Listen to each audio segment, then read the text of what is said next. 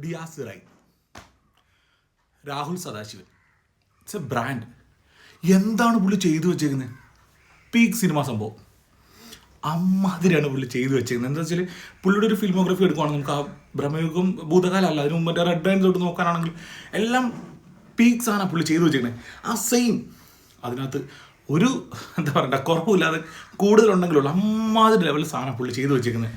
അതായത് ഒരു പടത്തിൻ്റെ ഒരു എന്താ പറയണ്ട, നമ്മൾ ഇതുപോലൊരു പടം കാണുന്ന ഒരു ഇൻ്റർനാഷണൽ സ്റ്റഫ് അങ്ങനെ പറയുന്നൊരു സാധനം കാണുന്ന സമയത്ത് അതിൻ്റെ എല്ലാം അടിപൊളിയായിരുന്നു. ഇപ്പോൾ മേക്കിംഗ് ആയാലും VFX, ആർട്ട്, BGM, ഇങ്ങനെ എല്ലാം ടോപ്പ് ലെവൽ വരുമ്പോൾ നമുക്ക് അത് നമ്മൾ ഈ പറഞ്ഞ പോലെ തിയേറ്റർ എക്സ്പീരിയൻസ് ചെയ്യുമ്പോൾ കിട്ടുന്നൊരു ഒരു സാധനം ഉണ്ടല്ലോ, അതാണ് ഡിയാസിറൈ. ഒരു ഇൻ്റർനാഷണൽ സ്റ്റഫ് കിട്ടില്ല സാധനം. പിന്നെ ഈ പറഞ്ഞ പോലെ പ്രണവ് മോഹൻലാൽ, എന്താണ് ഈ പുള്ളിയുടെ ഒക്കെ ഒരു പൊട്ടൻഷ്യൽ. ഇതൊന്നും അല്ല ഇത്. എനിക്കൊന്നും ഈ പറഞ്ഞ പോലെ കിട്ടില്ല ഡയറക്ടേഴ്സിൻ്റെ കൈ കിട്ടുമ്പോൾ ഏറ്റവും ടോപ്പ് നോച്ച് പെർഫോമൻസ് കാഴ്ചവെക്കുന്നതാണല്ലോ. അതിൻ്റെ ഒരു എന്താ പറയണ്ടേ, സ്റ്റേജ് 1 സ്റ്റേജ് 2 ഒന്നുമല്ല, പുള്ളി കിടുക്കിയിട്ടുണ്ട്. അതായത് ഓരോ മൈന്യൂട്ട് എക്സ്പ്രഷൻ പോലും ചുമ്മാ ടോപ്പ് നോച്ച് ഐറ്റം. ആ ലെവൽ പെർഫോമൻസാണ് പുള്ളി ചെയ്തു വെച്ചേക്കുന്നത്.